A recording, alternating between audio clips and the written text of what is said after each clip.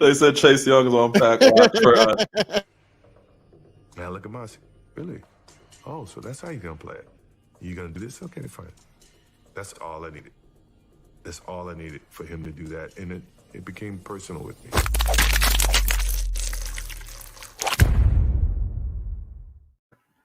What's really good, my people? Welcome into No Ketchup Sports Talk via Chicago. I'm your host, Sean Little. Big Nick the Quick with me. What's happening? Yo, it's been a light news cycle, man. We're here to give y'all some light couple of days. It's been a heavy couple of days, so we're here to brighten up the vibes. Talk yes, some sir. Man. NBA. We haven't talked to NBA yet. It's what are we? 2 weeks in? 10 days in? This is the CPT preview, man. We a couple weeks late. You know what I'm saying? We had to wait. It's all good, man. We had to kind of step back, see what was going to happen. You know what I'm saying? See what's going on. And then also we were heavy in the league, which I do want to say something real quick to everybody listening, man. And trust me, this isn't going to be some speech on yesterday because you can go anywhere to find that type of content. Man, we're hardcore Bears fans, right? Like that's what we do. We watch the Bears. We live and die week by week, year by year, snap by snap with this team. Yeah. So I get it. The last 4 months of listening to us, it's been hit or miss. It's been up or down, man. You might come to us for that comedic relief, and you catch a Monday episode, and it's all gloom and doom. And like we get it, man. You know, but today, the reason I'm excited about today's episode is we're gonna talk the NBA. We're gonna talk about what's been going on. We're gonna go around the league, talk about the biggest storylines, talk about who's hooping, talking about who's a clown, and we're just going to have a good time, man. So sit back, laugh, enjoy it. This is not going to be some depressing-ass Bears pod. I know the other day got kind of heavy. we had guests on the line in Harvard sweatshirts and whatnot.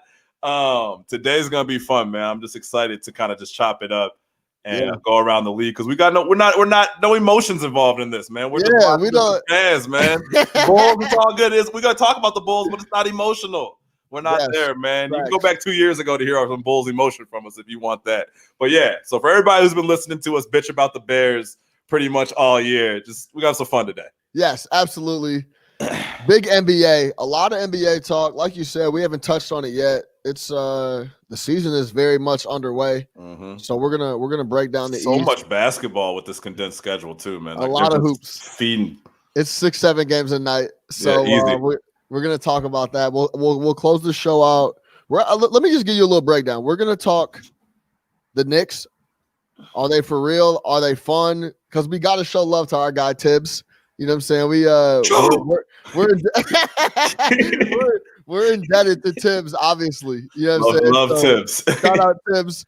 We're going to talk the 76ers. Philly is looking solid. Doc went out there and got these boys on the straight and narrow. Man, if someone had been on this podcast the last 3 years telling them to fire their coach. That is true. That is true. You have been telling them to get rid of Brown for a minute, and that's done. So now we're talking hoops now. Big the quick things. Joel Embiid is a serious MVP candidate. He thinks he looks that good. We're going to talk about that. We got a new segment, Fouls to Give. I love it. Big Nick the Quick came up with it the other day. If you've been acting out of line, we got some fouls to give. We're going to break those down. We'll close it out with the Bullies. Big Nick the Quick, what's happening? Man, what's the business? Right before we got on, you like, yo, let's talk to Deshaun Watson. And I don't really think we need to, but I would like to hear why you would like to talk to Deshaun Watson, because to anything that you're going to say, any team that needs a quarterback, you do what you have to do to get him. Yeah. So as simple as that. It's simple as that. Number one, so obviously the Bears are involved in this rumor, quarterback becomes available. I, for one, don't think they're going to trade him unless push really comes to shove. Like, this would be unprecedented. He is going to enter the first year of his deal next year. He's completely signed. They have no reason not to trade him, really, right? Yeah. If he doesn't show up, he's not getting his $40 million. Deshaun's going to come in for that money. He's going to need that. He's a quarterback. I don't think he seems like the type of guy who's going to make a big stink about it. He's not going to be like his boy over there on the Rockets, James Harden. He's not going to go to the strip club and kind of bullshit and do all that stuff. He's going to show up. He's going to be a professional. I think a lot of it right now is just emotions, right? They're missing the playoffs. Everybody's getting ready for it. And he's probably got a lot of people in his ear, apparently including his defensive end, telling him, hey, man, they wasted a year for y'all, right? It costs you all year. Yeah, in your prime, wasted a year. He's probably listening to all that like, man, fuck. He probably told someone like, yeah, I want to get up out of here. They traded away DeAndre Hopkins before the season started. Blah, blah, blah, blah, blah, blah, blah, blah, blah, all that. I really think this will cool down next year. Deshaun Watson's going to be the starting quarterback for the Houston Texans. With that being said, if he's available, someone told me he might go for like a two first rounders and a mid round. I'm like, no. Listen, man. What? Listen, if Deshaun Watson is actually available and you told me the Bears traded 4 first-round picks and threw in a number 2, fine. Listen, bro. Sign me up. I don't care. You don't get a guy don't care. that is young enough to give up 4 first-round picks, and he's definitely one of those guys. I mean, you give up everything. You got to give up to go get a dude like that. It'd be the biggest trade in NFL history, hands down. Wow. That's a big statement. Has you ever had a 24-year-old, 25-year-old quarterback in the first year of his contract, not even in his prime yet, on the move? Never. Coming off leading the league in passing yards? Yeah, coming off. Yeah, I think that would be the biggest trade ever. And for that reason, I don't think it's going to happen. So, yeah, just wanted to get that off my chest. It would be massive. Yep. It would be massive. There's no doubt about that. All right, let's get into it, man. You already know NBA is, if it's not NFL, I think we just have more fun with the NBA. I think we take the NFL very seriously for whatever reason. But when it comes down to the NBA, I think we just kind of sit back and enjoy it a lot more and can 100% talk and laugh and enjoy just the hoops going down. Yep. Let's kick it off. We got to give a nod to our boy Thibs, like we said, and I want to play a clip from our boy Stephen A. Smith. He seems to be excited about the Knicks. This is Stephen A. on First Take talking to Knicks. They pulled that draft day trade. I'm not sold on Obi Toppin, which I told you about, but I like the effort. Tom Thibodeau got them boys playing hard. They're a top 5 defense in the NBA. Barrett. You understand what I'm saying? They're dead last in 3-point field goal attempts, but like 11th in percentages made. I'm just looking at the Knicks right now. As hard as he's got them playing, the way that they're competing, I'm pleased, Max. And I wanted to say that. As a native New York and a New York Knicks fan, I am very pleased thus far with the job Tom Thibodeau and his coaching staff has done. I'm happy. Take a guess. Tom Thibodeau shows up to town and people are playing hard and playing defense. What do you know? What do you know, right? And Tom Thibodeau found a guy who he feels that can take all the shots on offense, and he's literally letting him do whatever he wants, which is a Thibs staple, right? You got Julius Randle right now putting up, I think it's 26, 11, and 7. Just absolutely balling. I was watching last night. He's got Austin Rivers playing crunch time minutes. If you know anything about Thibs, Austin Rivers is 100% the type of guard that he loves. He loves super confident guards that are going to show up every night and play hard. Nate Robinson, John Lucas III. Who was the dude that looked like Chris Rock? Aaron, what was his name, man? Aaron Brooks. Aaron Brooks. The list goes on forever. Chris Rock. He does look like Chris Rock. He looks like Chris Rock. Brooks, Oregon Duck. Exactly. Like the list of players goes on. So like I think what he's got right now, and I think the reason that I'm kind of sold on them is that when Thibs gets in there early, if you start winning, it makes the Thibs aspect of it a lot more bearable. Like these guys are a bunch of guys who have never won any games, right? So when he comes in there and he's grinding them like crazy, like you know that he is, and having them practice for 8 hours a day and all that shit, and they're sitting here at 5-3 and have won 3 straight, and like Stephen A. said, got a top 10 defense. Like it's a lot easier to say, hey, look, see, all that shit is worth it. And kind of like that first year he came with the Bulls, right? Granted, we were a much better team already at that point by the time he got there than the Knicks were. But dudes bought in. And like that first year when they bought in, they won 62 ball games. And say what you want, he had Keith Bogans starting games. Keith Bogans was starting on a 62-win NBA team. So Thibs finds his guys. He plays his guys. If you play hard and you bust your ass on D, ask Omer Sheik, ask Taj Gibson. Those boys got paid playing for Tom Thibodeau while he was benching guys like Joe Kim and Carlos, and they were winning ball games. Remember that? So, like, I love Thibs, man. I love the style. You know me, I love defense. I don't care if they don't shoot threes. I don't care that on paper it doesn't look great. If I was a Knicks fan, I'd be absolutely happy because they're playing meaningful basketball in the Garden.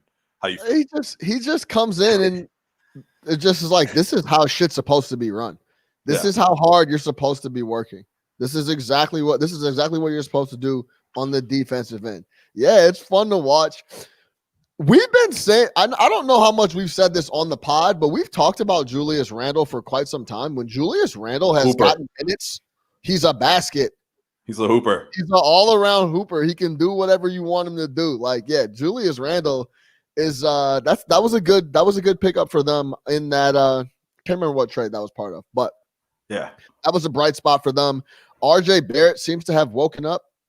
Thibs seemed to have all of a sudden, I guess, given him some confidence and just kind of lets him go out there, use his size. Which shouldn't surprise anybody because 2 years ago we were talking about this dude as the number one pick in the draft, right? So I mean, I think after one shitty year or whatever up and down rookie year, people were ready to write him off. But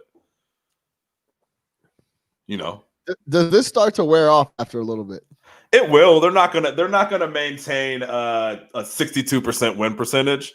But are they going to be a much improved basketball club? I would say yeah, because I just think that he's a good coach. I think the reason the shit didn't fully work out in Minnesota is, look, now we know the deal on Andrew Wiggins. It doesn't matter what you tell that guy. It doesn't matter how you try to motivate him. He's not here for that. The heart is just unavailable, right? Especially he got paid. Like, heart is unavailable, right? Karl Anthony Towns, God bless him and everything he's going through, but super talented. But he's kind of soft, man. He's just a soft dude, right? Like, Thibs can't work with that, right? So if those are your two best guys, like, it's just not going to work. Jimmy told you, man, get me up out of here. I can't play with these dudes. The heart pumps Kool-Aid. Andrew Wiggins is the fucking cowardly lion. Nothing, man. We don't. No, I'm good, right? So he gets to New York. You got RJ. You got Julius. Julius is a dog. He wants to play. RJ Barrett, no one ever said anything about his personality or anything like that. He seems like a great kid, wants to work hard. We got a bunch of other scrappy guys. And now that they're winning, Mitchell Robinson is the most Thibs player in the world. Hey, man, run up and down the floor, block shots, and grab rebounds. And I will make you $100 million in this league. Yeah, that's Ask Joe Kim. Ask Omer. Ask Omer Sheik. Got him paid, never played again.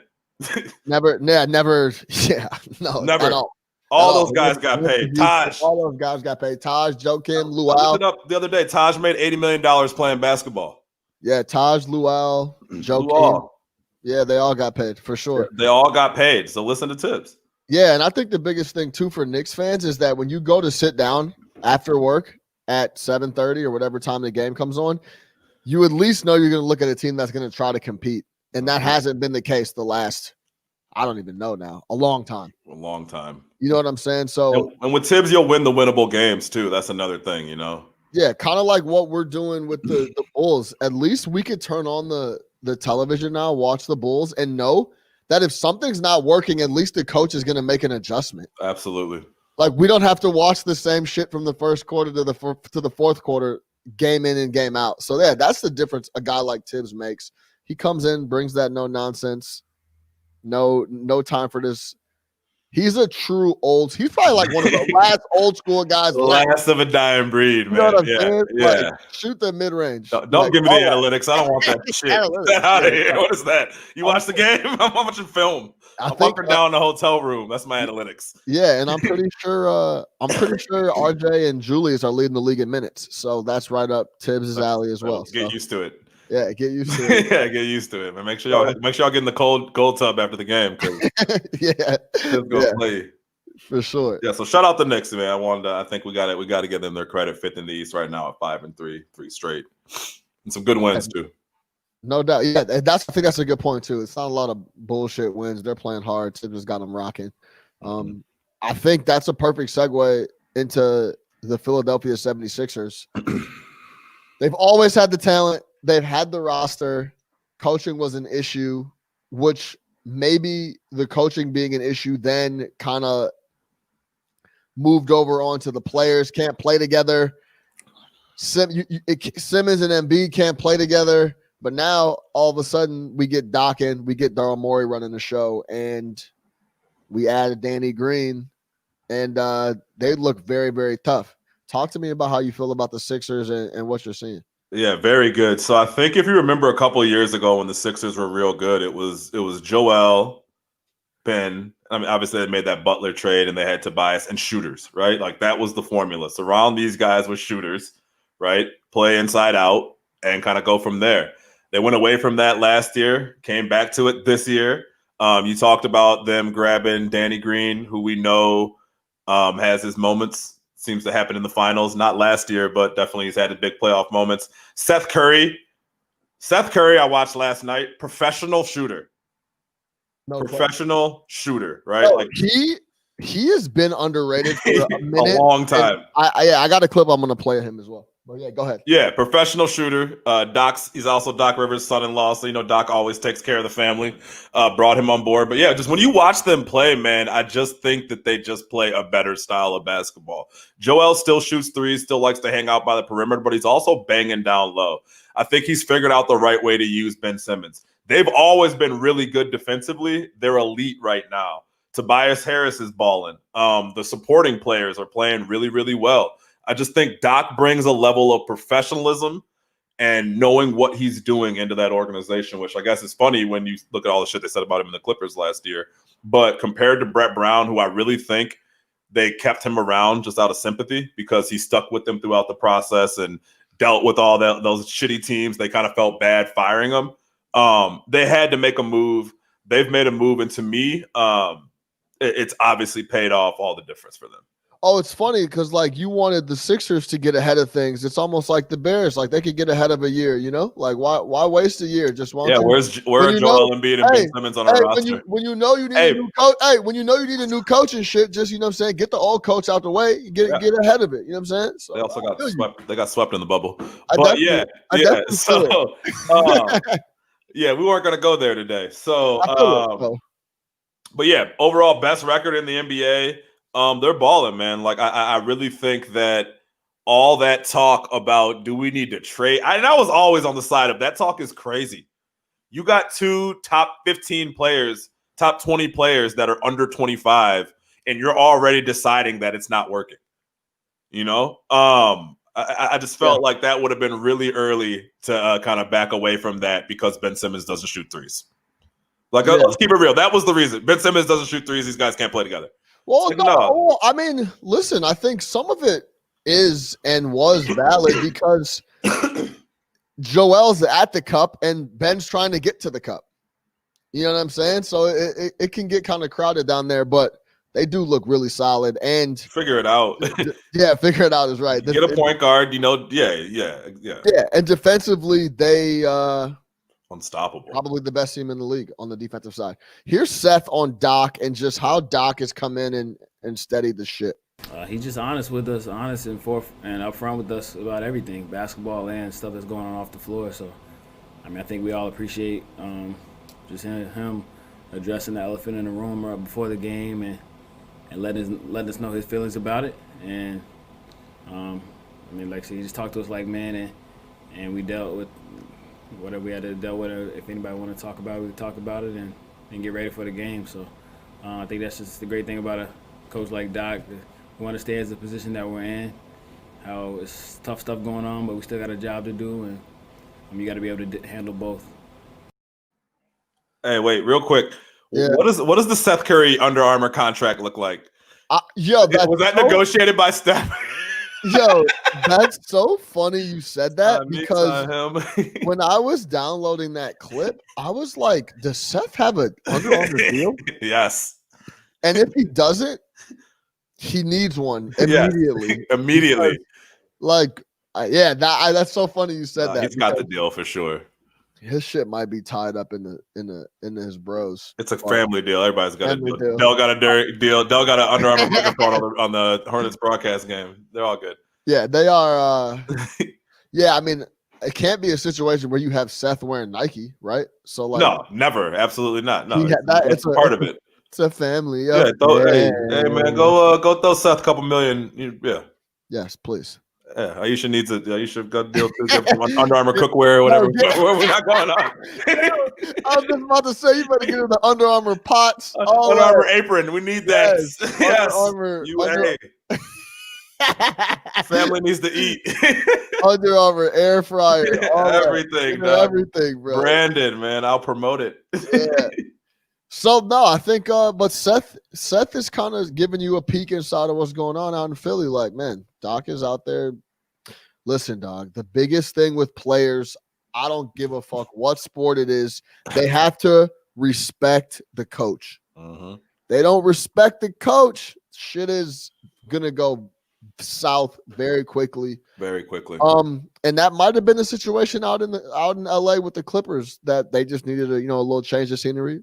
Let's get out of here. We had guys like PG saying all types of shit. Boys need a lot more than that, but yeah. So, but yeah, I think that gives you a good peek that need a change of their vital organs. Yeah, everything is all well out there. They got a big game tonight against the Nets. Yeah, that's gonna be a good one. Obviously KD's out for 4 games, but yeah. No, I'm all in on Philly, man. I think I called for the coaching change for the past 3 years. They made the change and they're looking good. And I'm very high on Philly. They look like the best team in the East to you. So we were going to talk about that, right? Yeah. So I mean, right now, I think it's either them or Boston. If you look at Boston, if we're going to go there now, Tatum and Brown are playing at an absolutely ridiculous level. I think between the two of them, they're averaging something like 58 points a game. Both of them just playing at absolutely crazy level, which we're not surprised by. Yeah, that was always the plan, right? That was always the plan. Yeah, I think if you looked at the trajectory of those guys, and Kimba's out too, so Kimba's obviously going to be coming back within the next couple months, and they're going to add to that whip. But if you kind of look at the Tatum trajectory, I've been telling you about Tatum forever. Since the draft, I told you this guy was can't miss. You can go back, check the film when we covered that draft. Yeah, my pop loved him too. Just good, man. It was the footwork. It was the high level ability to score the basketball efficiently. Which again, I know he has his 2 for 16 games, but he's doing a better job at getting to the line. And Jaylen Brown has just become an all-around beast, defensively, offensively. And I think the thing that I really like about him is even though he's capable of putting up 30, I think he seems like the type of dude who's going to be okay, kind of being that number 2 guy. So, I'm kind of whatever the squad needs. That's exactly. He's always been like that. Yeah, but he'll get 30. They can both get their points. Sorry, go ahead. No. Yeah, that's I was just about to say the same thing. Kind of when he's had the hot hand, he's kind of come down and he knows he's very comfortable. He knows his place. If he feels like they're looking for him for baskets, then he goes and gets them. If he needs to play D, get rebounds, clean the glass up, he does that too. Yeah, he's one of the most versatile guys in the league, no question. But one of the best two-way guys in the league. Yeah, sure. I didn't want to say the best, most versatile guy in the league, but he's definitely up there with the top tier guys where he could do it all, man. Yep. Yeah, so I like them. But I think, I think Philly, no one, man. Uh-oh. Go ahead. You can go with Giannis, but the size that Philly can bring is going to be problematic. Like a focused Joel Embiid, and I know it's only 7-8 games into the season, but if you're watching, he looks like a different man. Like a lot of it, body-wise looks different. He talked about in the season, he worked on his conditioning, hired a chef, which after 7 years in the league is incredible. He's just now getting a chef. But hired a chef, hired the trainer, kind of going the LeBron route. I don't think he's ever going to be up there looking like Amari Stoudemire and things like that. But I think he's, he looks better, moving a lot better, and just seems to I think he got embarrassed last year when Ben went down and they got swept out the playoffs. Like, I don't think he wants that to be the last thing you remember about Joe, and he's kind of playing that way. And I think a motivated Embiid, like, look, man, we've seen when he's like on, he's fucking unstoppable. He's the best big in the NBA when he's on. And I think that if that persists throughout the whole year, that's the best team in the East. Because who's going to handle that size? Who's got a big that can guard him? It's funny that we're back talking about size. It's almost like the Lakers kind of showed you, like, y'all gonna need some bigs coming down the stretch. And it's like, he's a load. Yeah. He's the load. Everybody went small on the Lakers. Yeah. And so you go big and it's like, well, who can handle that? Yeah. Right. He is the load. Absolutely. Yeah. He is the load. Yeah. And I think that Milwaukee, to me, man, I don't know. I think their flaws are so clear. Like they don't have a late game closer. Like Giannis isn't that. And I think I would worry about them. How many years are we going to say that?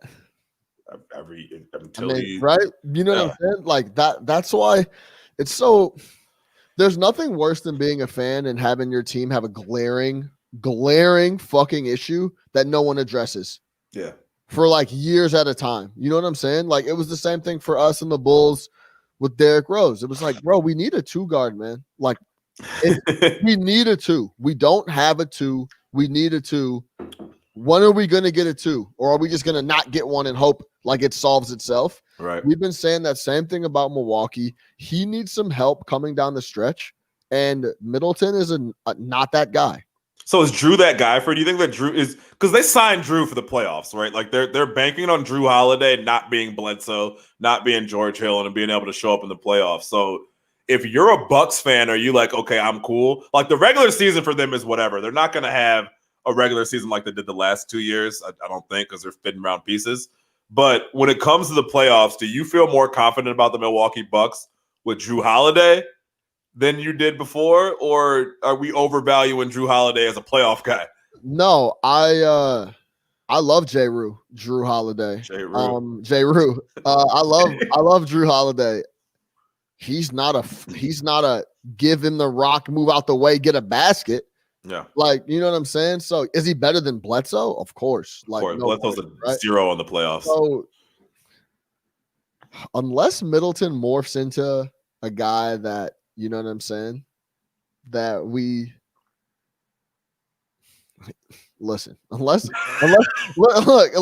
Middleton turns into are you searching for words for Chris Middleton right now? Middleton somehow turns into CJ McCollum, which he won't, then it's kind of the same, almost the same team that they had year previous, and they're going to run into Boston, and they're going to run into Miami again, and it's going to be tough, especially when you run into guys that know how to coach. Yeah, like who we're talking about now, like Doc. We know Bud can't coach. Yeah, like Stevens, like you know what I'm saying. So, Brad Stevens. Bud can't coach. So you mean to tell me we just got to stop this one guy that can't really shoot it like that? Yeah, he's just got to put his head down and go in transit. Yeah, all we got to do is get him the half court and forget about it. Yeah, so it's tough. It's tough. We'll see. It's going to be interesting. So who's the best team in the East for you then? The best team in the East it has to be Philly. I mean, they've lost one game, right? They have a legit top 10 player in Joel. Ben Simmons is like Jaylen. We just talked about Jaylen Brown being one of the best two-way guys. They just have some new life with a new coach. I will say this: of their 7 wins, 5 of them are at home. I think which was a problem. Well, that was a problem. Major problem last year, right? Massive issue where they literally could only win basketball games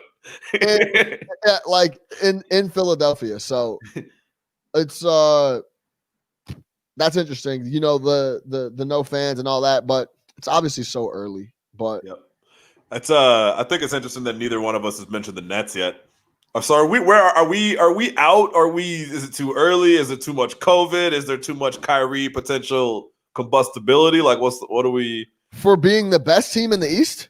Yeah, just not. You can't get there yet. I can't get there yet. I think they obviously have a lot of talent.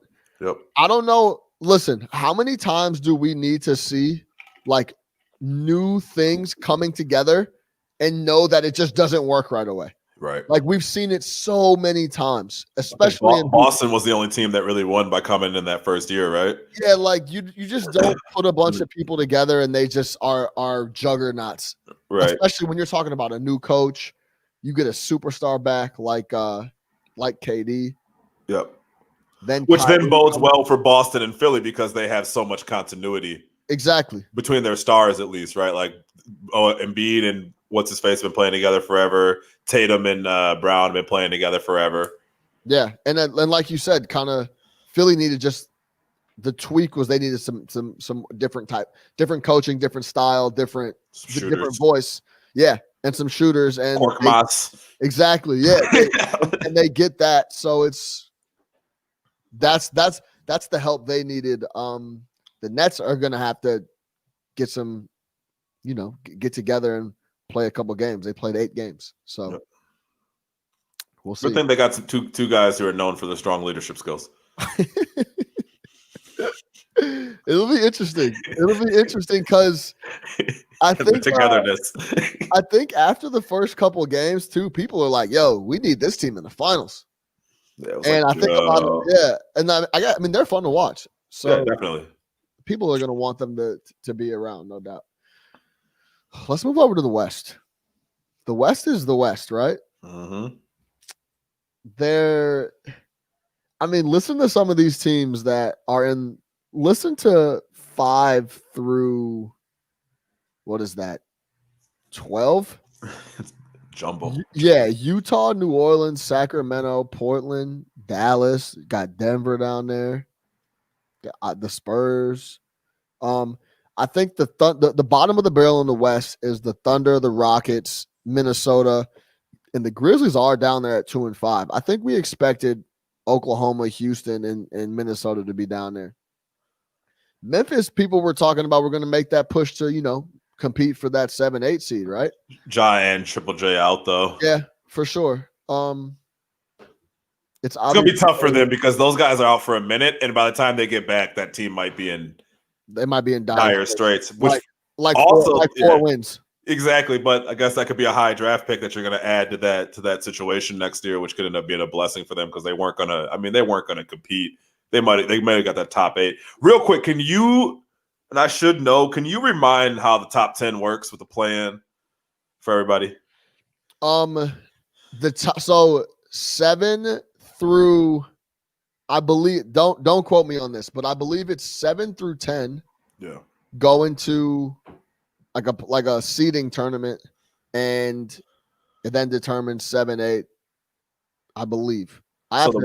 Okay. Don't quote me on that. Let me try. I can look it up really quick. Okay. So yeah, and I think in the point being like, yeah, if you talk about kind of this jumble that you got out west, obviously all these teams can't make it, right? Yeah. So when you start looking at that, like, yeah, we knew Minnesota was going to be trash. We knew Oklahoma City was going to be trash. I'm not fully out on Houston yet. I think they've had some injuries. They got to get their guys back. I think that Harden kind of plays himself into shape, and Christian Wood is an absolute player. I think that they could probably present some issues down the stretch just because they got guys that have been in the playoffs the last few years. But the teams that I would be worried about, man, I've been on it. Portland. Yeah. Portland. Yeah. Can't stop a nosebleed. They are really bad on D. Just really bad. You watched that Bulls game the other day. Really, really, really bad on D. And just get worse as far as the players that they add. So I'd be worried about them. I got the play-in right here. So here we go. We're reduced to 72 games. 10 teams in each conference will advance to the postseason, with teams seeded 7 with the 7 through 10 seed participating in a play-in tournament to gain admission into the actual playoffs. So 7 through 10 will fight for the 7 and the 8 seed to then go into the playoffs. So will those 4 teams will play a tournament, and then the winners of those games will be 7 and 8? Exactly. Okay. Yeah. So if you're looking at that, who would you – I mean, Portland or Sacramento? Portland. Okay. Portland or Houston? I mean, Portland's going to be the 8th seed until Dame retires. Like, you think they're going to be the 8th seed? But I mean, I don't know if they're going to be the 8, but that's where they're going to be competing at. You know what I'm saying? They don't play any defense. They rely strictly on jump shooters. It's an interesting situation out there, right? They add Derrick Jones Jr., they add Covington, who are supposed to be kind of their defensive, I guess, upgrade. Yeah. But they also add Kanter, who's been getting a lot of minutes. Nurkic doesn't play any D. 0. Like, their starting lineup doesn't play any defense. That Kanter and Carmelo combo is by far the worst defense. It's the worst defensive front court statistically in the NBA, but I've watched a lot of basketball in my life. Might be the worst front court I've ever seen on D. It's worse than the worst. You and I might be able to get a bucket on Kanter and Melo. Yeah, so there's a chance. They're, for that reason, and for how much they just lean on. They literally lean on CJ and Dame to score 30 every night to be like to win big time games. They're always going to be in a. I have no. Well, this is the thing, right? So you're telling Dame he needs to get the 10 to get into a playoff, to get into a tournament, to then try to get the 7 and the 8. Sure. I wouldn't. I can't put that past Dame. So somebody doesn't make it though. Somebody doesn't make it, right? In that group, I think Dallas will come back up, or somebody falls out. So Golden State, right? Yeah. Are they going to fall out, or is Steph going to stay healthy and drag them to that spot? Oklahoma City, we know, isn't going to make it. Denver, they're not playing great right now, but we got to think that they're going to be there. Houston, I think. Listen, I think your team's out. I think it could definitely be Dallas not making it. Yeah, I think they're going to miss. They missed Seth already. Well, when you're talking about not making, they have Lithuanian Jesus over there. What do you mean they're not going to make it? Well, wait. Let me ask you this: when you're saying not making it, are you saying not making the tournament, or like being? You're talking about being 11? Yeah. Okay. Who's not making the playoffs? Okay, I'll tell you who's out right now. Is it the bottom? I think it's a team at the bottom right now. Yeah, like they're obviously not Memphis. I think the Spurs.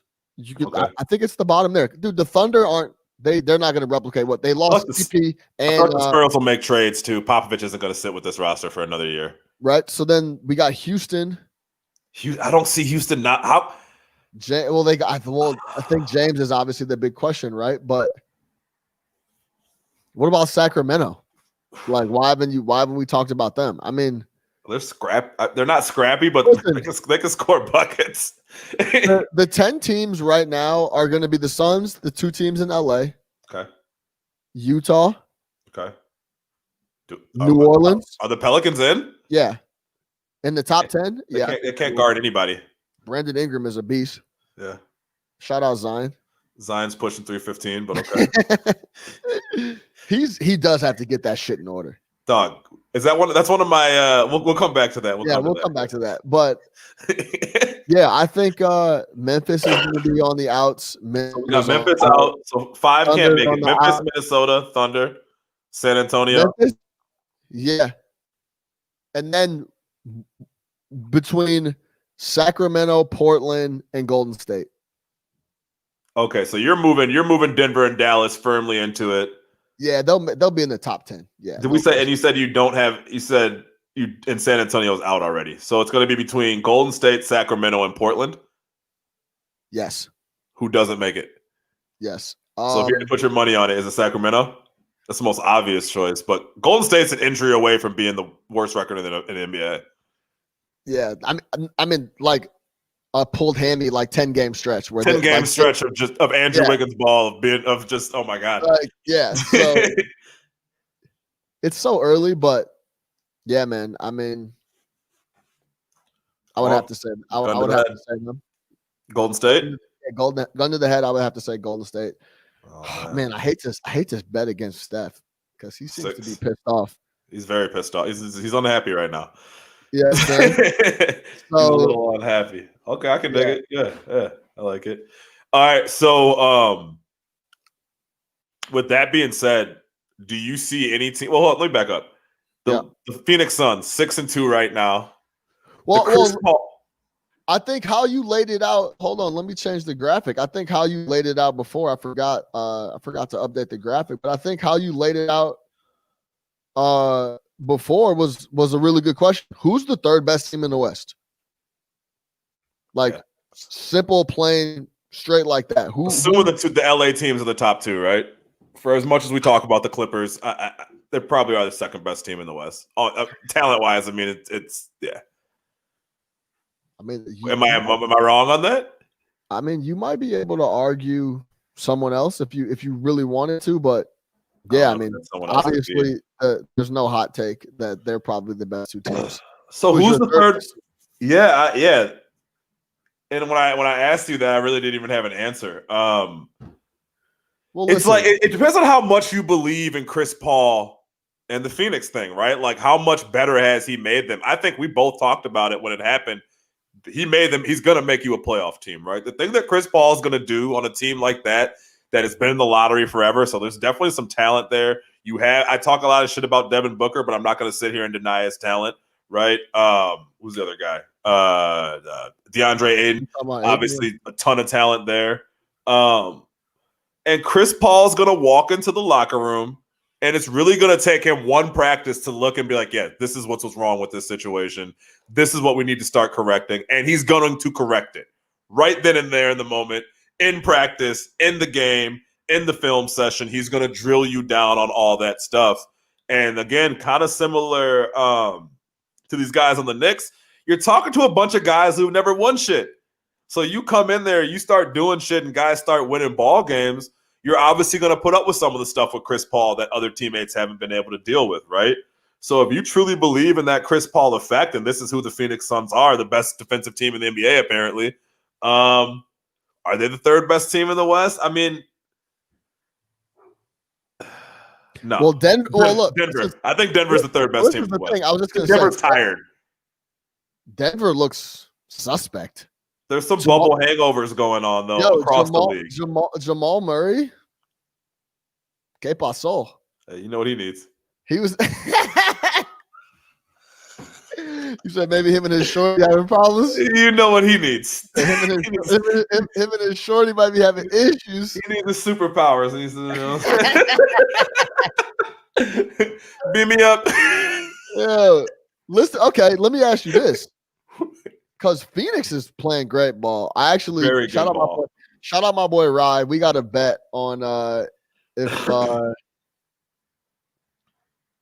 the Suns will make the playoffs or not. That's it. That was the bet. And did you say no? I said yes. I was on Phoenix would make the playoffs. He said no. He said no. Wow. He was disrespecting Chris Paul. Wow. See, that's what he wants to cash out early because that one's. I already asked him. He said, he got too much pride for that right now. Oh man. But listen. The Phoenix Suns have 1, 2, 3, 4, 5, 6, 7 players averaging double digits currently. Can you name all 7? Devin Booker, DeAndre Ayton, Chris Paul. Yeah. A guy from Miami. Is Miles Bridges average? Not Miles Bridges. Michael Bridges. Mikal Bridges. Bridges. Yeah, that's 4. There's a guy from Miami on the squad now. Oh, from Miami, like university, or used to play ball? Oh, your man's Jay Crowder. Come on, Jay Crowder, 3-point sniper. Is Etuan Moore averaging 10 over there? Shout out Etuan. Okay, wait, do you remember the Etuan Moore game for the Bulls, by the way, when he hit the game winner? Shout out Etuan Moore, man. Salute, professional. Etuan Moore has played 1 game in 6 minutes all year. Hey, man, he's providing value off the bench. Oh, so that's all 5. I got. That's 5. Dario Saric. Oh, yeah, Dario is 6. For buckets. Yep. And Cam Johnson is averaging 13 points a game. That's 7. That's what happens when Chris Paul comes to town. Exactly. That's what happens when Chris Paul comes to town. They got an overall squad making noise, and that's like Campaign is playing well. I mean, he's at 8 a game. Yeah, he stepped up. They gave him a 2-year deal. I was remembering like, man, bro, what are they perform for them in the bubble though, man? He was good for them in the bubble. So I mean, we talked about it when they made that trade, man. You were one more bad season away from Devin Booker asking to get the hell out of Phoenix. So it didn't matter what you had to get up to get Chris Paul, no matter how much you had to pay him over the next couple of years. And you're seeing right here now. If you're Devin Booker, you're like, shit, this is great. We're the best record in the West. You know what I mean? We're going to make the playoffs. So I think Chris Paul's effect is all over that team. Yeah, no doubt. And I think a big worry for people that had maybe Phoenix having a breakout year was got Oubre, but Mikal Bridges and Cam Johnson are kind of filling that spot. You know what I'm saying? Apparently, you don't want to be anywhere near Kelly Oubre right now at all. So yeah, you're good. Wait, what are you talking about? You said they got rid of Oubre? Yeah. Is why people were worried about them? Well, they were saying that was going to be a big loss. Yeah, and he's Paul fucking coming in right. Awful in Golden State right now. So yeah, he's having trouble. He's having a bit of trouble, especially on the perimeter. Style God, though. Yeah. You think it's in San Fran? You think he's out in San Fran just doing his thing? He might not be able to get his. Yeah. He's probably getting too many fits off out there in the Bay, man. you know, Phoenix isn't really fashion forward like that in the Bay. He's like, oh shit, what? Everybody's out here. We got designer houses. There's no designer houses in Phoenix. You said he's been out in Oakland? He's been out in Oakland, like, okay. I like this over here. Okay. Yeah. Since we did the East, we talked a little bit about the West. Before I jump into this question for you, you got any comments on the Lakers? Or any comments? Nobody's fucking with the Lakers. I got plenty of comments on Clippers. Nobody's fucking with the Lakers. We're gonna come back to the Clippers, but yeah, We'll the come Lakers back to are the Lakers, huh? Hey, look, man. If LeBron and AD are healthy and doing their thing, forget about it. I was wrong about Bron taking 2020 off. He showed up. Yeah, LeBron, he got his trainers ready for him. But that it's the best team, man. I mean, it's not even close, and they're not even trying right now. Like they're chilling, man. LeBron is just chilling. AD's chilling. Like they're not even trying right now. You don't want to see them in the playoffs. I do think they had that huge size advantage last year with Dwight Howard and JaVale McGee, and obviously both of those guys are gone. But you got Marc Gasol and Trae now, right? Yeah. Whereas Trae isn't like your traditional big, but you know what I'm saying. I'm not worried about them. Man. If you ask Trae, he's not the big at all. Yeah, he's a point guard. But yeah, so yeah, man, I see nobody fucking with them. So what's the point of talking about it?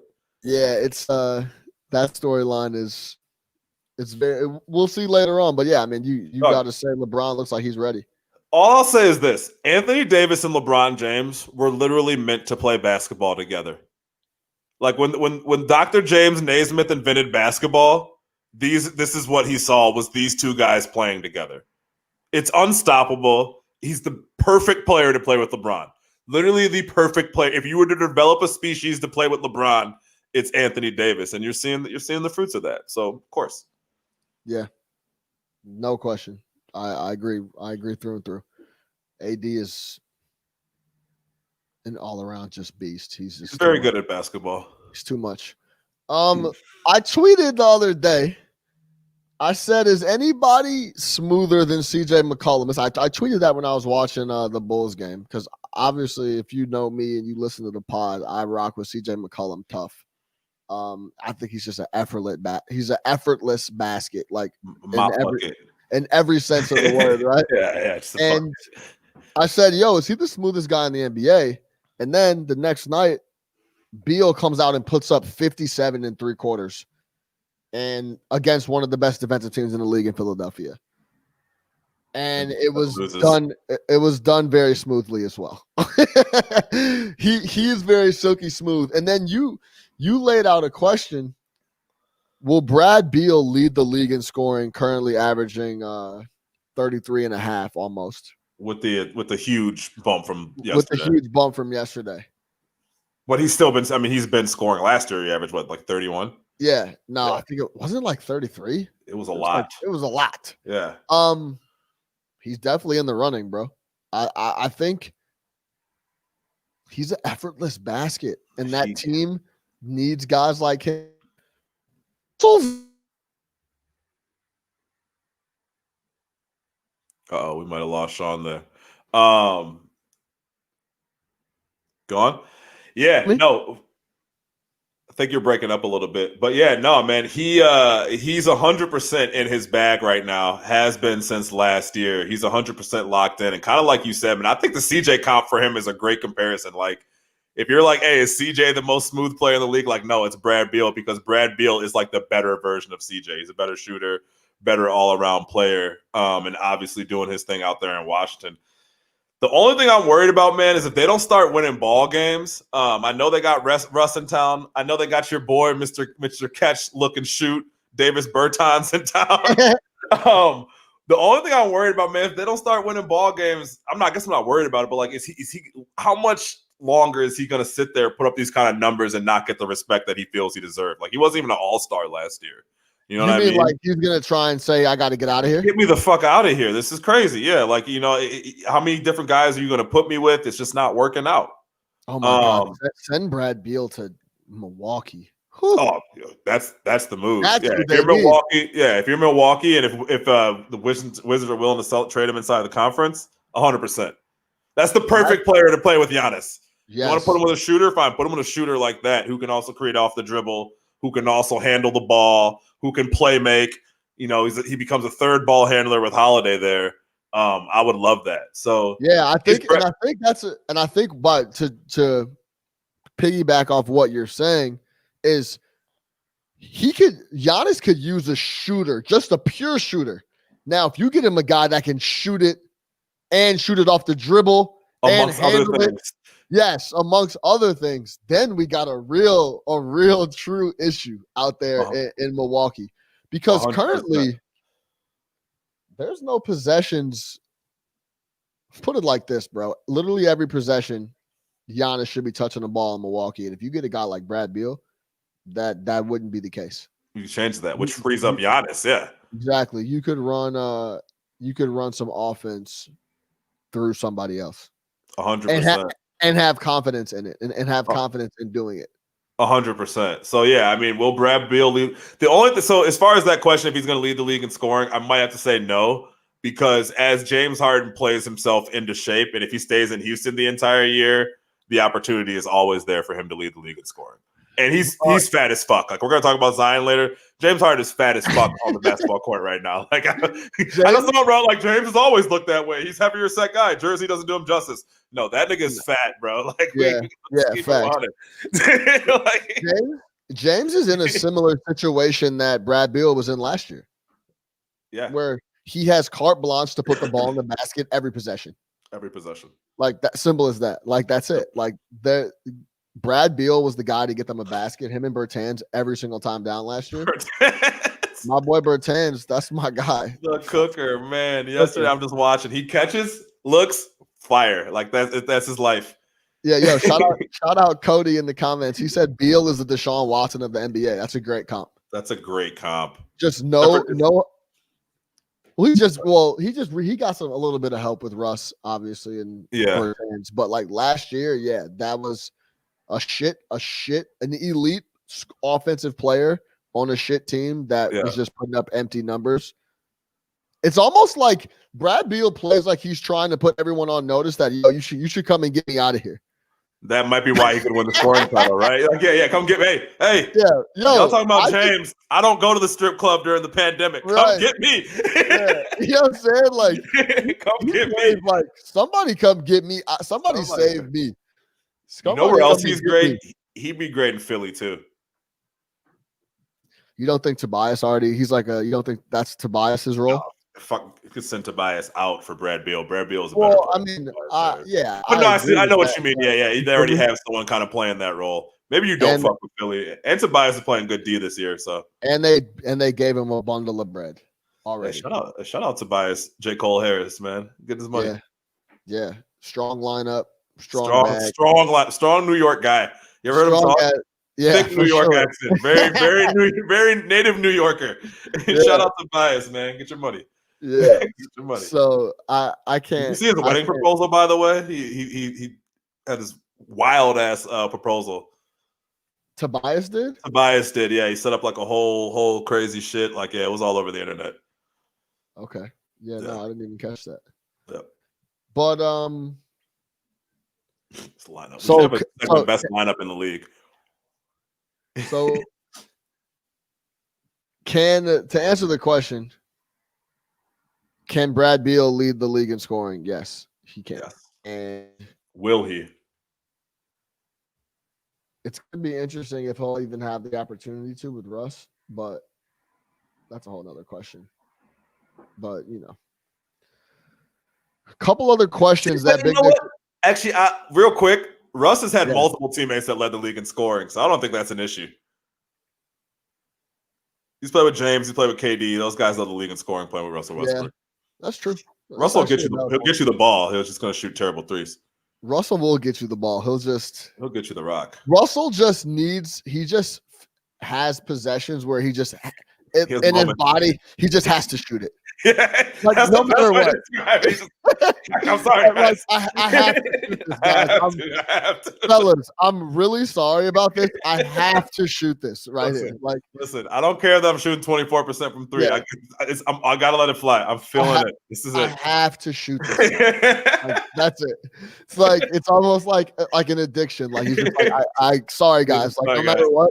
I don't care what it is. I have to shoot this. That's what it is. That's a great way to describe the Russell Westbrook. Yeah, for sure. Yeah, and D'Antoni was kind of like with that whole shit. That's how he knew that's what he was getting into when he was in Houston. So, yep. Couple other questions Let me. Can I hit you with a couple of these? Yeah. All right. So we already talked a little bit about CJ and Dame. Will CJ average more than Dame this year? I think CJ is right now at like 27. Dame's at like 23. No, because I think Dame will just get more volume. So stay being Dame's time. I mean, it might be close. Yeah. But yeah, I think Dame is just going to get more volume, and because CJ, I've seen it with my own two eyes. When he gets going, they feed him, but I've also seen him just blatantly play the second role and go backseat to That's Dame. a good point. And I've also, from what I've seen even to close the year last year and early this year, they try to get Nurkic a lot of looks. Yeah. They try to get Nurkic a lot of shots. So if Nurkic is going and CJ tends to fade, yeah, it would be tough for him, because that's essentially, you're saying CJ is going to have to average like 27 a game. He's going to have to average like 30 to be up there with Dame, right? Dame's going to get up there, yeah. Right. Okay. So yeah, I'd have to go with Dame. Will a superstar be traded before the deadline? So we've talked Beal, we've talked Harden. And that's superstar, not superstar. I mean, a name. So how many are not a superstar, you're saying? A superstar. By superstar, I mean perennial all-star, all-NBA guy. Doesn't have to be like top 5, but you know what I mean. So perennial all-star, you can't even put Beal in there, right? Yeah, I guess. Yeah, he's not superstar. So, superstars plus Bradley Beal. Yeah, plus Bradley Beal. I think we have to be on notice with the James situation, obviously. I think the only two dudes that could move are James. How can you move Beal after getting rusty? Like, how? Like, you give Russ his own team. You should have. Like, if you were gonna do that, then you should have not brought Russ over and moved him, in the offseason type of thing. I don't know. I wonder how much of that was just getting off that John. Maybe they just really wanted off that John Wall deal. They're like, if this dude gets hurt again, we'd rather have someone who we know is going to play versus, Yeah, I guess you can get off the John Wall deal and get a guy that can play. Yeah, if you're going to pay the money, you might as well have the guy be available. Right. You know what I mean? It's like, yeah, he might not be perfect, but at least he's going to play for us. And we could probably make the playoffs in the East. Yeah, maybe. So, right. Yeah. Right. Okay. Let's talk Trae Young. I would love to talk Trae Young. I'm giving you this one. Will Trae Young lead the league in free throw attempts? Currently leading the National Basketball Association at 11 free throw attempts per game. And if you were to watch a Trae Young game, you would think that this guy has 6 MVP trophies on his mantle the way he is getting calls right now. I want to come back to you on that, but I'm going to say this. I've watched 3 full Hawks games. He looks very unstoppable. Like, on the offensive end, if he's at the top of the key, he looks very tough to deal with. Like, almost James Harden-like. Like, if he needs to get by you to get to the bucket, he can. He's seeing the floor really well. He's making passes. He's not like, he's in his bag in a very big way on the offensive end. Trae Young, he definitely could lead the league in free throw attempts just because he has the green light to try to go get buckets anytime he wants. And I also think that's in his nature. He thinks he could score 40 a night, every night, with no matter who's in front of him. He's got that type of confidence too. So yeah, he could definitely lead the league in free throw attempts. Let me come back to you on the how he's being officiating. Because shout out our boy BE. He that came up in the group chat, and you guys said the refs don't even know what to do with him. Mm-hmm. Like, he's getting phantom call. He's getting calls all over the place. Yeah. Give me what coaches are starting to complain about it. I mean, yeah, he's just literally at 11 free throw attempts a game. And I get it, man. I'm not knocking him for it. James Harden has been doing the same thing for years. If they're going to call it, get to the line. The best players in this league get to the line consistently because it's free points. If you look at Jimmy Butler for the last few years has gotten the league 10, 11 times again. The line 10, 11 times per game. Right? He's not a great shooter, but he puts up 20 every single night because he stays at the line. James puts up 30 every single night because he stays at the line. So if the refs are going to allow you to do it, go for it.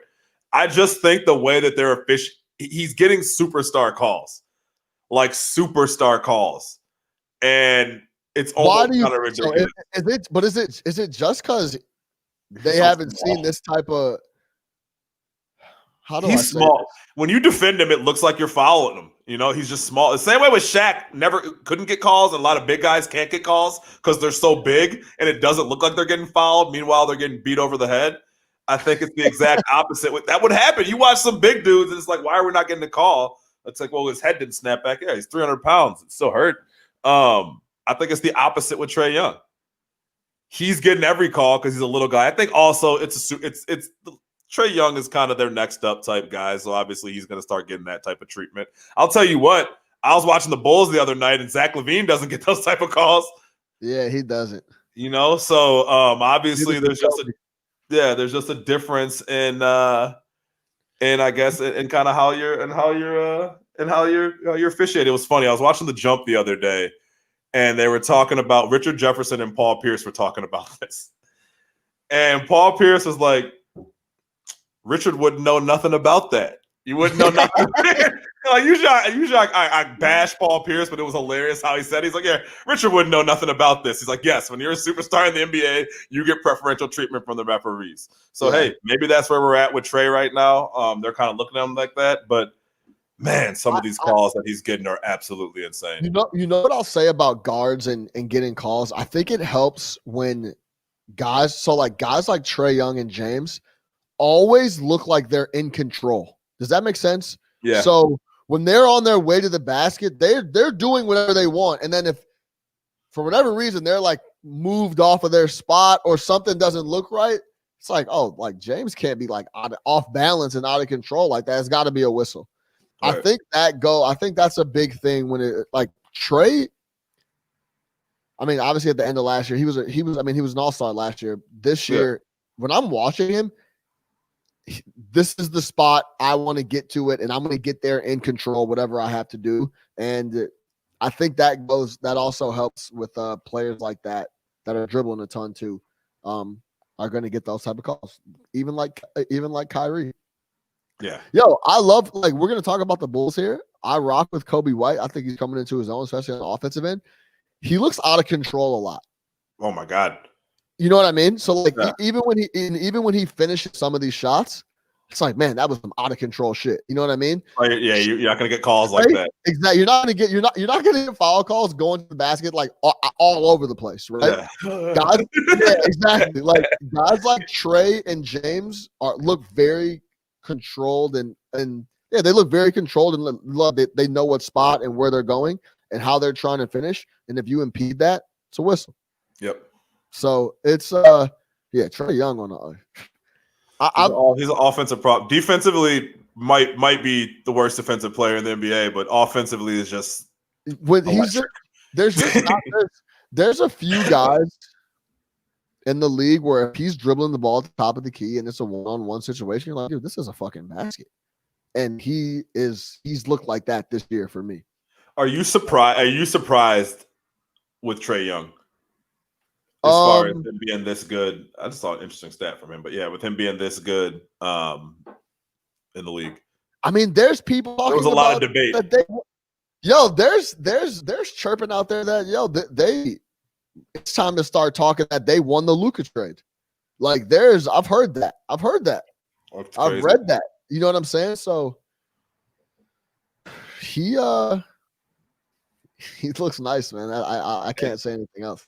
And his numbers are actually down this year. He's shooting 4 less 3-pointers per game, which is obviously going to come back up. So, yeah, I think we've only seen the beginning of what he's able to do. And I think he actually has some help out there now too. So yeah, that team sucks, but yeah. Yeah. It's 4-4. Yeah. I mean, they'll figure it out. Hopefully they can bring it together. But yeah. As far as him leading the league in free throws, I go with the same thing as the James. Same thing as the scoring thing. Eventually James is going to not be fat and he's going to get more foul calls. So yeah, probably still James. These are James Harden category. It's crazy how many statistical. It's just James category. That's James. The cheat code. That's all I had on that. Yeah, man. I think it's interesting at that. Obviously, it's early in the season, but so you're a big Trae guy. I am, man. I think he there's not a lot of guys that look unguardable, and he looks unguardable when he really wants to be. So somewhere Edder's listening, like, yeah, get the fuck out of here. Yeah, Eder thinks that he would just be the worst guy in the world to play basketball with. Said he plays like an asshole. Yeah, which is probably true, right? Right. A guy that, I mean, what did Giannis say when they were doing the draft, the All-Star draft? He's like, I want someone to pass the ball. Yeah, and Charles was like, "Well, you don't want the dribbler? He's the like, dribbler. No, I don't want the dribbler, bro. I want the guy that passes the ball." The dribbler. All right. Well, speaking of the dribbler, should we talk about the Bulls and Kobe White? Yes. Let's move over. Bulls talk. Bullies. C-Red. They played tough last night. Halliburton buried us, but they had a shot.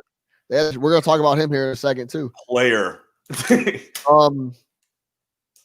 Yeah, they buried us last night. How are you feeling? Are you? I wrote in the subtitle. Are you seeing red? Are you confident? How do you feel? Billy Donovan effect. Talk to me. Can I tell you something, man? Yeah, I'm seeing red. You seeing red, bro? I'm seeing red. Yo, if I told you I've watched almost every quarter, I haven't missed a game, but like I've watched literally almost every quarter of Bulls basketball this year. I'm fucking hooked. I was away the last few years. I'm not gonna lie, man. I'd watch some shit here so we could talk about it. I'd read and all that stuff, but it was really hard to watch something that I just didn't believe in. You know what I mean? It goes back to what I said that this like Knicks fans can get home after work and be like, all right, man. Like let me watch these Knicks, man. They playing hard. Like 100%. Like I look forward to the Bulls games being on TV. Stayed up late both last couple of nights watching both games. The game against Portland was fucking awesome. Last night lost, but you see progress. So yeah, I am 100% seeing red. I'm all in on Billy Donovan. Obviously, we haven't seen the moves that the front office makes outside of that move, which was the one that we really needed to see. But as far as like player personnel moves, draft moves, stuff like that, we haven't seen them start to spread their wings yet as far as that's concerned. But man, there's just a different air around the team. You can hear it in the broadcast. You can hear it in the pregame. You can hear it in the postgame. Everything, man. It just seems to be a different air around the team. I know some people are kind of pouring some water all over this, saying like, oh, well, if you look at it, they're closing games with Garrett Temple and Otto Porter and Thad Young. So this isn't really a youth movement. Shut the fuck up. I just want to see competent basketball. The young guys are playing. They're learning. They're developing. And they're learning from watching these veterans play, right? I'm not – let's not kind of try to split hairs here and go through all that stuff. It's just the vibe is completely different around watching this team. It's exciting to watch Bulls games. The players are like that game the other night against Portland. Zach Lavine even said it. We wouldn't have won this game last year, and that's 100% a fact. They're battling. They're playing hard. Kind of your point with the Knicks, you have a coach who's going to make adjustments. If something's not right, like it was for the first couple games of the season where they were getting absolutely blown out, he made adjustments. Changed some stuff in the starting lineup. Changed some rotational stuff. He's experimenting. He's starting the rookie. He likes what he sees from the guy. He's trying Kobe White out at point guard. Maybe it'll work. Maybe it won't. Zach Lavine is trying to be a better facilitator and all-around player. Sometimes it works like it did against Portland. Sometimes, like last night with that terrible three-pointer they took at the end of the game, it doesn't. But you see the groundwork for something. You feel optimistic, and you feel like you're watching a professional basketball club. 100%. That's how I'm feeling. Seeing red. Seeing red. I mean, it's you want to watch the boys play. I could list off 100 things I'd rather do than watch Jim Boylan and the Bulls last year. Like plain and simple, man. Like that's plain and simple. That's what it is. Yeah. A couple other things you have laid out on here is Zach turning a corner. I wouldn't say Zach is turning a corner, but he has more direction. He has a better coach, and he has a little more help. Like, if we need a basket, Zach has been able to get us a basket for the last 2 years. Right. Full all last year and this year, he's going to go get us a basket. Are So folks too tough on Zach? I mean, like, are we so talking about so much about what he doesn't do that you don't recognize this guy's a 25 point per game scorer in the National Basketball Association? Yeah, I think and gets better and plays his ass off. I'll admit that I've been probably too hard on Zach Lavine because let's keep it 100. This guy has been on ass teams every single year, and he's always played hard and showed up. Plays hard. Never been to the playoffs, never sniffed the playoffs, really. Yeah. You know what I'm saying? So yeah, I would say I've been too hard on Zach.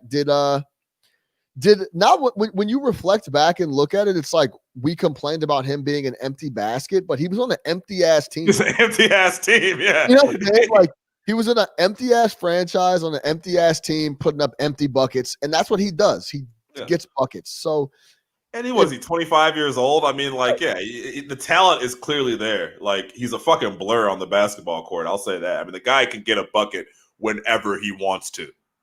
Yeah, and there was a time where I was like, "Yo, get rid of him." I was screaming at the hilltops that I wouldn't have matched that deal, but it was a different situation where we didn't have a front office. We had this bullshit clown coach. I'm not trying to match a deal so you could have him score empty basket with Gar Paxson, Boylan running the show. You know what I mean? Right, it's a little different when you bring in Donovan, you bring in AK, and now Kobe's coming into his own. Yo, Boylan wouldn't even play Kobe. Yeah. You know what I'm saying? So I think it's interesting now, man. I definitely have enjoyed tuning in. I will continue to tune in. You want to have an honest conversation about Wendell Carter Jr.? I want to hear where you are. When you watch Wendell Carter Jr. play basketball, yeah, how do you feel? Not very confident. If I were to say, hey man, just watch every Wendell minute. Yeah. Today, like what do you see? I don't feel very confident on. It's almost like he's not locked in on his strengths and he's just trying to do all this other stuff that's not within his game and within himself. Go clean up. Not locked in on his strengths. Yeah, go clean up the glass and play insane D, and then like lock in on that stuff. And then if we can get you a couple baskets too, we'll do that. But shooting threes, and he just doesn't look very confident. Looks kind of thinks too much. He's not locking in on his strengths. I think that's what I see when I look at Wendell. Do you get the sense that he enjoys playing basketball? Because like when I watch him playing ball, I've never seen a guy with like his face. He doesn't look happy out there. Like it doesn't look like playing basketball brings him any joy at all. Like he's robotic out there to me. He doesn't play big. Like there's times where it's just like, hey man, get the ball, turn around and just go to the basket. Like you're big, dude. Play like a big. Don't be scared, right? Don't look to get rid of it right away. Don't look to go set up at the high post or whatever it is. Don't look to shoot the three. Just play big. And then you look at his face and he's just always got like this stank face. And don't let something go wrong. Like that dude's body language is just absolutely terrible. And I don't mean to pile on the kid because he's young and obviously not been in the best situation. He's dealt with injuries and stuff like that. But it just doesn't seem like there's any joy in playing basketball with Wendell Carter. No passion. No passion. Just kind of like, yeah, he plays. But I've never seen him show some emotion or get pissed off or get angry. And I think that's actually a good point. Yeah. Kind of just look like he's out there. Just out there. Like, oh, fuck it. I'm 6'10". Get this money. I play. Yeah, I play ball. I play basketball. What do you do? I play basketball. Yeah, I hoop. And like I know when people see Gafford come in, and it makes it look real bad when Gafford comes in because he's all energy and no skill. Like that guy just running around trying to block, dunk, and rebound everything. Hey man, run up and down the floor, block shots, grab rebounds, and dunk. Fine, coach. That's it. And make a lot of mistakes, but really fast. Yeah, but really fast. Yeah, you make a ton of mistakes, but as long as you look like you're trying hard, it's fine. You know what I mean? Like that Hassan Whiteside got $100 million doing that. And I don't want to compare him to Whiteside. That's a whole other story. But it just seems like he doesn't enjoy himself playing basketball. And like when I just watch him, you're right. He does not lock in on his strengths to the point where if you were to ask me right now, like what is Wendell Carter Jr.'s strength, I don't know. Like if a team was like, hey, if I'm bringing in Wendell Carter, what's he going to shore up for us? I don't know. I don't know what he does. I don't know what his role is in the NBA. He's good, right? It's not like I watch him like, oh, this dude sucks.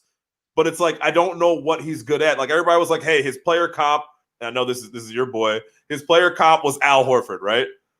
Man, Wendell Carter Jr. is not Al Horford out there. Yeah, no. He's not. If he was Al Horford, I'd be doing backflips right now. He is not Al Horford over there. So it's like if that's not where we're headed, and I don't see an Al Horford type trajectory for him because Al Horford was a high IQ player who knew what he was doing. Right. Wendell just doesn't seem like it's just not like. Yeah, I don't know, man. I think it's very well laid out that you're like, hey, if I bring on a guy like Wendell Carter, like what is he going to do for me? And it's like, man, I'm not exactly sure. Is he a defender? Yeah, he can play some D. yeah, exactly. He can play some D. Like he's a playmaker. Yeah, he can pass a little bit. Pass a little bit. He rebounds here and there. I don't know. And like that's a scary prospect year 3 in the league where it's like, yeah, I have no idea who I am. Yeah. And I think that passion thing is interesting. I think it's very underrated, like you said, with I'm blanking on who we bring off the bench that we just talked about. Gafford. Gafford is like a guy that's just tons of energy, tons of effort. Balls to the wall. Like those guys have places in the league. And Wendell has some talent. If he could combine some of that, it would be a different story. But yeah, I agree. He seems like he's very blah. Yeah. Very blah right now. Very, very blah. Blah is the best way to describe him. All right, I got a question for you. Yeah. Last couple of years, everybody, this is just funny bullshit. Everybody was killing Boylan for blitz and screens, right? Yeah. Why do we blitz screens? Why do we blitz screens? Why do we blitz screens? We're getting killed by bigs. So Billy Donovan comes in, says, hey, we're not going to do that anymore. We're going to run a drop D, right? Bigs are going to drop, protect the rim. Now that we're doing that, shooters are just absolutely feasting off the Bulls. Yeah. Everybody's saying, why are we dropping bigs? Why are we dropping bigs? We got to come up. We got to come up. We got to come up. Where are you on this? And if you're Billy Donovan, do you stick with this drop coverage because it's what you came in and said you were going to do? Or do you think Donovan's going to make that adjustment being a smart head coach? I think the funny thing from just talking about Wendell is that he is the frame that should be able to support on pick and roll and drop. You know what I'm saying? Listen to Stacey King all year is having a heart attack watching Wendell Carter play defense. He's like, move up, get up. Yes. He should be the guy. He has the frame and the tools and the athleticism to get up on screens, help support jump shooters, and rotate and fall back.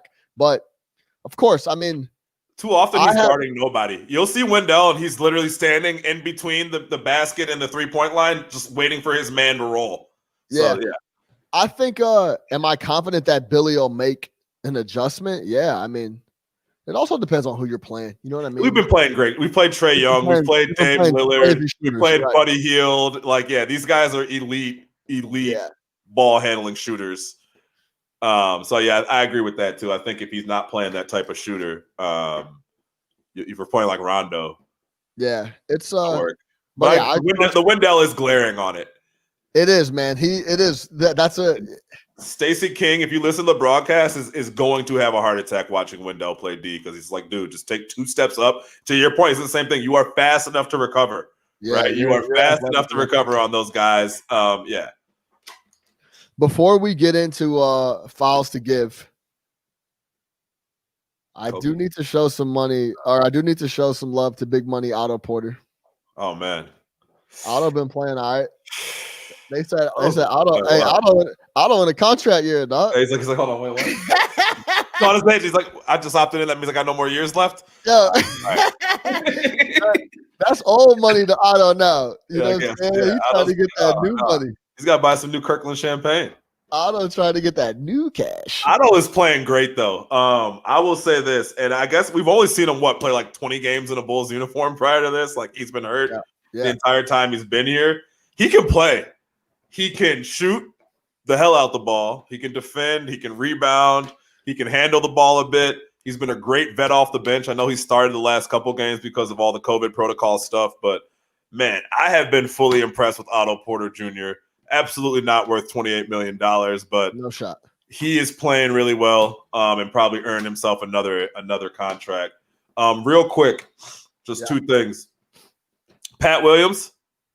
I love him. Looks like he belongs. He looks like he's a player. Don't give me averages. Don't give me none of that. Just watch the film on Pat Williams. That man's an NBA player. He's going to get better. And when he gets good, he's going to be very good. He's aggressive. He's smart. He does not look scared. He's like the anti-Wendell Carter. He's like happy to be there. Doesn't look spooked. Not at all. And playing big minutes. Like, we thought this would be like one of those raw project Tyrese Thomas type guys who's going to come in and not really know what he's doing. Like, no, he makes the right play. Like, they trust him. That dude's going to be very good at basketball. Also, a lot of talk on Kobe point guards. A lot of people already out. I get it. It's been 7 games. He's looked sporadic at best. Sean, kind of your point, like he kind of just runs around out there aimlessly. It's almost like he's overthinking the point guard position so much. It's like run around, drive, kick. And I'm down to see it for a little bit longer and kind of see where it goes. He's a young player. He's obviously has a ton of talent. He's just not a point guard. He's not a distributor. Not a point guard. Yeah, and you really see it when you look like a young point guard like a Halliburton. Like, if you ask, why is Kobe White not a point guard? Look at a Halliburton. It's just there's a difference in how these guys play. With that being said, Kobe White's a phenomenal scorer. And if it gets to the point where we're starting to fuck him up as far as being a scorer with this point guard situation, I'm fine with just kind of moving away from it. Because I think the dude is a phenomenal scorer, and that's his future in the league. Where are you on that? Yeah, he could put it in a hole. Yeah. But like I said, he's not a facilitator. We were just talking about strength. His strength is scoring, and when you ask him to run an offense and facilitate, it takes away from his biggest ad, which is getting baskets, and that's where I'm at on it. Yeah. Obviously, it's still early, and obviously this is a new coach, a new system now too, so it'll take some time. But his strength is scoring buckets, and he's shown he could do that. He's pretty good at it. No Shout out Captain Kobe White. Yeah, let's move over to fouls to give. I'm gonna give you a layup on Halliburton, and we can talk about that at fouls to give. New segment, Big Nick the Quick, fouls to give. These are on you, man. You laid out 2. You wanted to whoop, whoop.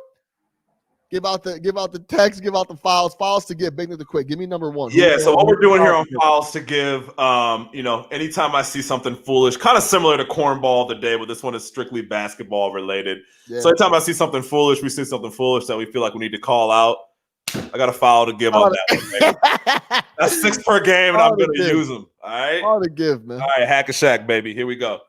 Yesterday, obviously, the whole world went crazy, particularly here in the United States, particularly in the Capitol. Don't need to go into details. You've heard all about it. You've seen all over the place. Obviously, we're not surprised here on the No Ketchup podcast, but it is what it is. Once again, the NBA is put right at the forefront of it. Seems like whenever something wild happens, the NBA has to play that night. So obviously, there was some talk about whether or not guys were going to play. I know in the Miami-Boston game, there was some stuff. So before the Miami-Boston game, all the players took a knee. All the players, that is, except for Mr. Myers Leonard. Same guy who last year in the bubble wouldn't take a knee. He's already made his stance clear. We already know why you don't stand. What I didn't hear last night was anybody talking about Myers Leonard not standing, right? Didn't hear it at all. Didn't hear it on the jump. Didn't hear anybody question it. We already know we talked about in the bubble. For whatever reason, Myers Leonard must have thought people were talking about him not standing. So he woke up this morning and decided to clarify his position via Twitter, because this was all about Myers Leonard, everybody. Do you have the tweet? I don't have the tweet. Okay, so you can go on Myers Leonard's tweet, but you can see it. Pretty much what he tweeted is, I stand. I stand for the men and women like my brother who have served this country. I stand against the violence and riots in D.C. I stand in solidarity with my teammates and brothers. I stand against bigotry, racism, and hate. In tweet. Nobody fucking asked you, bro. Nobody's talking about you. You said, why don't you said he should just rock with his teammates and support in that way like everyone else is supporting. You can, if you want to stand, then stand. That's fine, but nobody's talking about it. It's not like it was a hotly debated thing as to why Myers Leonard stood. He needs to clarify it. He felt so compelled this morning to wake up and make it about him and tweet out some bullshit about why you stand. I'm so tired of the I stand for the men and women like my brother who have served in this country. How many That's not what this is about. How many times are we still talking about this? Y'all wonder why. Why are we still talking? We're not. There's black people in the military. There have been since the beginning of time. Why are we still talking about this? Plenty. So Myers Leonard, bro, got a foul to give, a flagrant fucking 2. F2 foul. Get him out of here. Get him out of here. I'm done. I'll take the fine. I'm coming off the bench. Okay, let me. But before you get into your last one, my foul to give, and I'm gonna lay most of this off to Big Nick the Quick. But my foul to give is everybody that passed up on T. Halliburton. Yeah. Big Nick the Quick is higher than me on him, but that seems to be the foul to give out here. Halliburton looks like he is ready to play NBA ball. He's ready to talk like an adult. All that. Oh, the interview yesterday, I was just, my God, who is this guy? Yeah, talk to me about how you feel about Halliburton. Yeah, so I remember the first time I heard about Halliburton was the beginning of last season. I read an article in The Ringer where they were talking about him being a top 10 pick despite not having huge numbers. And it was one of those things where it was just like, yo, when it comes to the intangibles and like all that stuff, you can't measure it. This guy is like beyond off the charts, right? And obviously, I don't watch. We talked about college sports. You can have them. I don't really watch them. So, so I don't know a guy. I don't know a guy until he starts getting paid. Right. With that being said, I've been watching Tyrese Halliburton. Look, man, this guy can play basketball. Obviously, he can shoot. He can dish. He can defend a little. He can rebound. He's lengthy. He's athletic. All those things that you want that you can put down on paper, it's there. If you watch the fourth quarter of that game in which he had 14 points, including an absolutely huge 3, all he did was make the right winning play at the right time, right? So what might go down as just a regular assist on the stat sheet is an assist in the fourth quarter that leads to a go-ahead bucket, right? What might go down as a block shot is a block shot when there's 15 seconds left in the or a deflection, the deflected pass off the inbound, right? The stat sheet's not going to show that was in the last 30 seconds of the game, but that's when it happened. The timely assists, the big plays, the looking like he belongs and running an NBA team after De'Aaron Fox goes down 5 minutes into the game. Yeah. You just don't see that level of intelligence from a young point guard, right? Like I've been high on like the LaMelo Ball just off the physical attributes, but the IQ for LaMelo is nowhere near where it is for this dude Halliburton. Then you listen to him talk about stuff after the game, and obviously really intelligent dude, smart guy, like all that, whatever. But on the court, that is a high level winning basketball player. That dude will add wins for you. We talk about like Chris Paul, those crunch time numbers and adding wins when they really count, when the game is close, who's going to make the right play. Kind of some of the things that we say is missing with Lavine and probably missing with Kobe White. Like that's what you're getting from this kid Halliburton. I've seen enough. I saw a question is he the best player on the Kings? He's not the most talented. He might. He's only 7 games into the season, so probably not. But if you were to tell me in 3 years that he is, it wouldn't surprise me. If you were to tell me in 3 years this dude's the best point guard in the NBA, it might not surprise me. I'm gonna tell you this: that him coming off the bench shit is quiet for that. Yeah, real quiet. Yeah, so you better figure it out. Yeah, absolutely. All right, give me your. You're right on that though. 100%. I like that one. Tyrese Halliburton is a player. Yeah. All right, man. Give me your last one, and we get out of here. We can probably rename this segment the Paul George foul to give segment. I feel like weekly this year he's gonna give us gold. Like he just shouldn't open up his mouth anymore. I cannot take it. I can't take it. Said this shit before the show. Just stop putting a mic in front of this guy's face, bro. Just don't do it. Just come out and hoop, PG. Just come out and hoop, man. It's fine. We don't need to know about it. So, other day, they're playing the Suns. He gets into a little bit of a shit-talking altercation with Devin Booker, right? Shout out D-Book. Shout out D-Book. Obviously, D-Book's talking a little bit of shit. He's feeling himself. He's 6-2, so what? Whatever, right? Afterwards, they asked him about it. They asked Paul about it. No, they asked. They asked Book about it. Paul George about it. They asked Paul. I thought you were talking about Chris Paul. Yeah. And he goes, I was talking to the ref, and I guess Chris Paul was talking shit to him too. He goes, I was talking to the ref. Chris Paul jumped in, and it escalated from there. There was never any altercation. There was always peace when I am on the floor. But for whatever reason, there's a lot of chirping and people just living in the past. Last year was last year. This is a real quote from an NBA player that just $200 million. Last year was last year. I'm in a new situation. I'm in a different mindset. Anytime anyone says they're in a different mindset and they have to tell you that, trust me that they are not. That's the biggest lie I told to people. All right. New me, new mindset is always a lie. Last year, it's facts. And he goes, I'm in a different mindset. Any of that hate stuff, you got to ask them. I don't know where that's coming from. They asked Booker about it. All Booker said was, it's nothing. Paul George continues. I had a tough year last year. People think it's sweet, man. People think it's sweet because I was down. I didn't hear none of this my 10 years in the league, but last year, people living on that last year. And I got to answer that. And I'm ready to compete. I'm back. Just please stop. Stop the cat. I'm back and I'm ready to compete. What? Where were you last year? I just want to know, where was Paul George last year? All right. Kept going. And he had but this is after a good, if I recall, this is after a good ass game he played, right? Yeah, of course, yeah. Always. Yeah, it's always after like a really good always game. Someone else's fault, whatever. Yeah. I don't talk, I play my game. For whatever reason, this dude's talking. Like, I never heard people talking before, and it's never been directed towards me. But for some reason, it's a lot of mouth. And it's fine. I got to play up to that. I'll go through the fire. It's it's fine.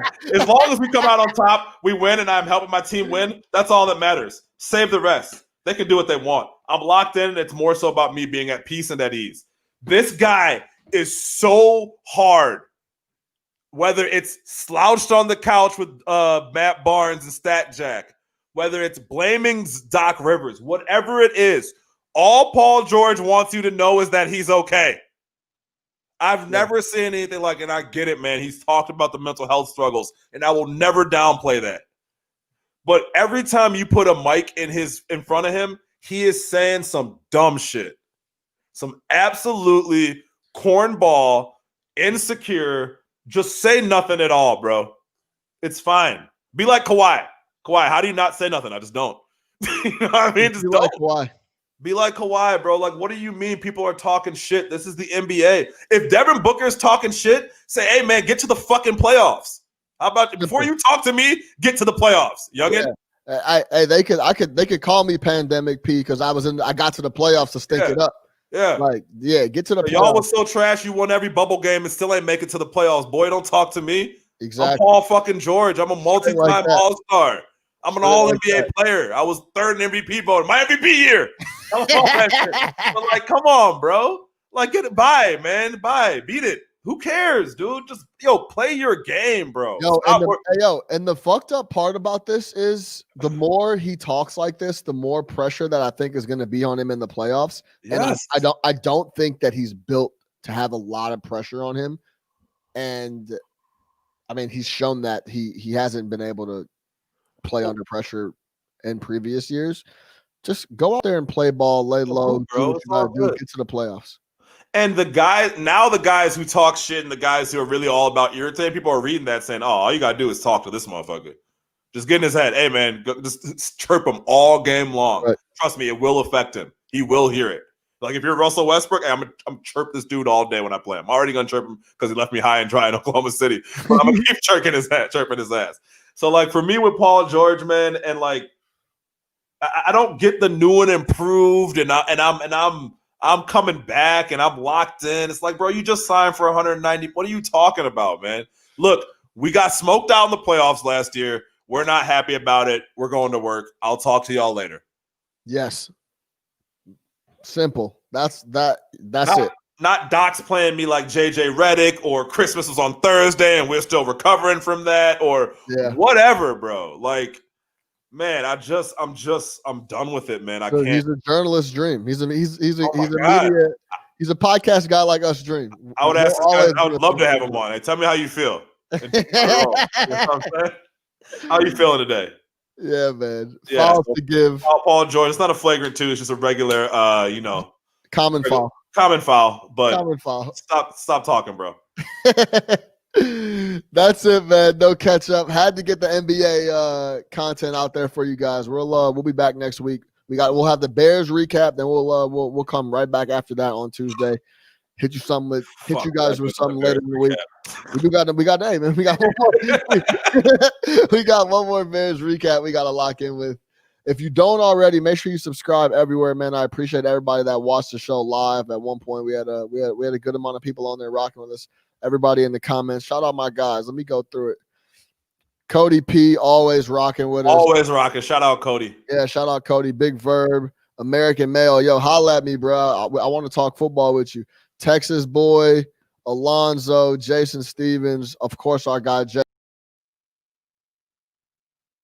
Oh, that we lost Sean, but yeah, our guy Jams Go Hams. Who else? We already shout out Cody in there. American Male. Yeah, shout out to everybody who comes in here and rocks with us, man. We love the shout out Mia Harvey in here. Yeah. Mia Harvey dropped us a comment, said she loves Captain Kobe White. Okay. Shout out for all of y'all for if you haven't seen that Captain Kobe White shit, check it out. It's a really cool story. Yeah. Have you seen that? No, I haven't. I will. Real quick, I'll give you guys. But this is autistic grown man in North Carolina. He's a Carolina fan, big Kobe White fan. Long story short, he went viral on TikTok for saying Captain Kobe White. Bulls ended up sending him signed Kobe White shoes and a signed Kobe White jersey, so that's pretty dope. But yeah, shout out to everybody who rocks with us on the chat, man. This shit definitely keeps it interesting, and we appreciate all the comments, and we see y'all. Yeah, for sure. Yeah, if you don't subscribe, you already know where to find us everywhere: YouTube, iTunes, Spotify. Make sure you share, like everything we put up there. If you still rocking with us, for Big Nick the Quick, I am your host Sean Little. Lock in. No Ketchup Sports Talk via Chicago. We out of here.